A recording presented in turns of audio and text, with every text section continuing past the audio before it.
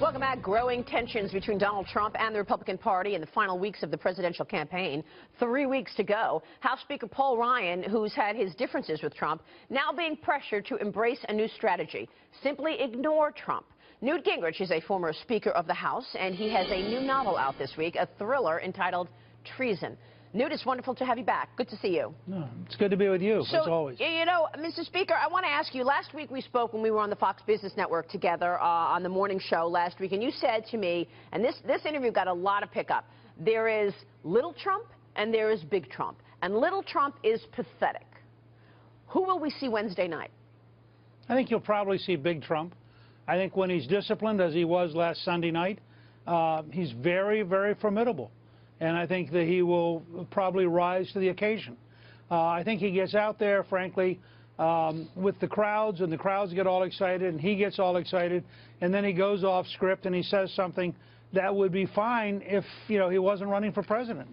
But it makes no sense if he's running for president. And so I think you've got to really draw a distinction. I keep hoping that he'll decide that he's going to grow into being 100% big Trump. Right now he's about 80-20 or 85-15.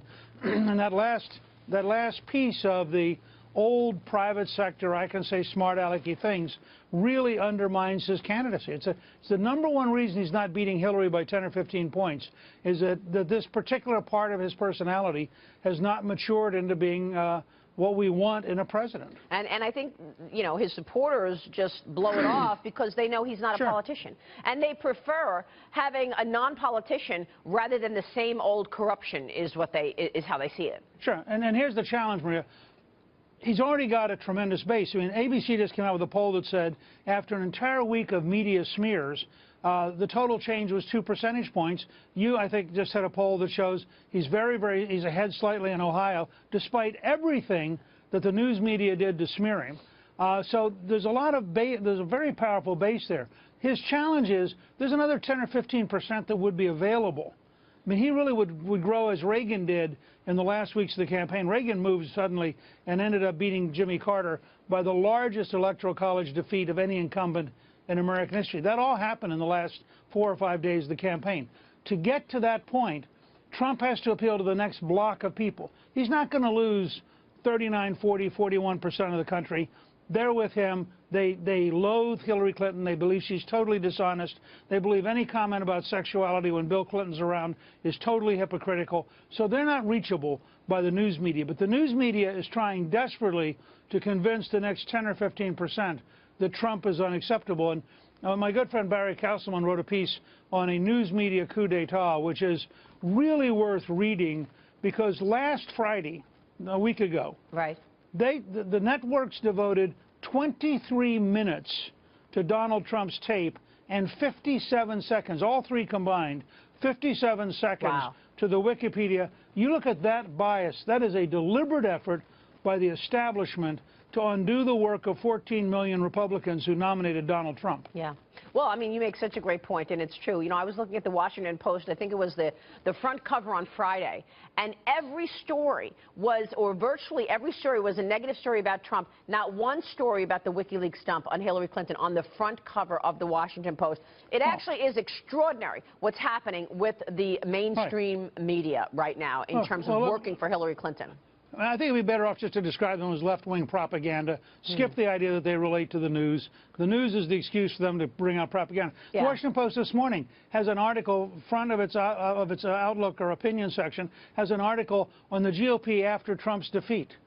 Now, I mean, what kind of arrogance at a point when Trump's clearly within the margin of error in the ABC poll. Yeah, and what kind of arrogance? You're right. You're right. I mean, they're just making the case and figuring that's the you know, they're going to write the script. Let me ask you this, because we got to get to the GOP unity or lack of unity. Mr. Speaker, what would happen if Paul Ryan were to just turn around and go all in on Trump? What would happen if John Kasich were to turn around and go all in on Trump and bring in their bases? I mean, could they lose the election for Donald Trump? Yeah, the election will be over. I mean, the fact is, the morning that somebody like Ryan, Kasich's a harder sell just because he's, you know, off on his own, but Ryan's a serious institutional leader, and he understands and you'll notice the way he's been doing this. He understands that beating Hillary Clinton is essential to the future health of the United States because she is the most corrupt candidate we have ever nominated for a major office. So he understands he has to beat Hillary. But what he doesn't want his members to do is get all embroiled in trying to defend whatever Trump's latest goofy comment is. And so he's trying to walk a line of saying to them, look, be against Hillary, pick up everything Hillary's doing that's wrong. He himself came out this week with a very strong attack on the Clinton people over their anti-Catholic bigotry. And so you're going to see him do that. But he doesn't want his members to be sucked into the local reporter running in with whatever Trump said this afternoon and spending their time on that, because that may cost them moderate voters. Now, I do think if you look at the ABC poll, the margin difference in part is that Hillary's got about 8% more Democrats for her than Trump has Republicans. If you could have a Kasich, if you could have a Rye in the last 10 days coming in and saying, okay, look, every Republican has to vote for Donald Trump, I think that would, in fact, help guarantee a Trump victory. And frankly, I think he's very likely to win anyway. I mean, I just wonder if they understand that if Donald Trump doesn't win, that people are going to remember that they had a chance, they had a window to actually help, and they didn't. And I think people are going to remember that, and they're going to be mad. Real quick, Newt, before you go, the WikiLeaks, the dump on Hillary Clinton's emails, John Podesta's emails, what do you think was most onerous? What was the worst out of the WikiLeaks? This stuff is getting buried by other stuff, and I want to make sure you tell us your standpoint, what you think is worst.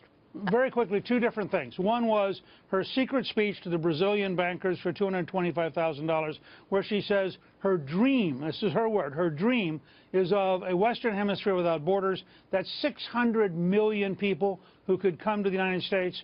She has no idea what that means. It means MS-13 gangs from El Salvador, Mexican drug dealers, Colombian cocaine dealers. It means, for example, people in Haiti, where they have a $3 a day minimum wage, suddenly saying, gee, I could go to Miami and get $15 an hour? Wow. I mean, it would be unbelievable. The second one, though, I just saw this morning, there's an article which alleges that in the WikiLeaks, the Undersecretary of State attempted to bribe the FBI with additional posts overseas if they would cover up the classification of the emails. If that's true, that is a felony, and he should be prosecuted immediately. That's incredible.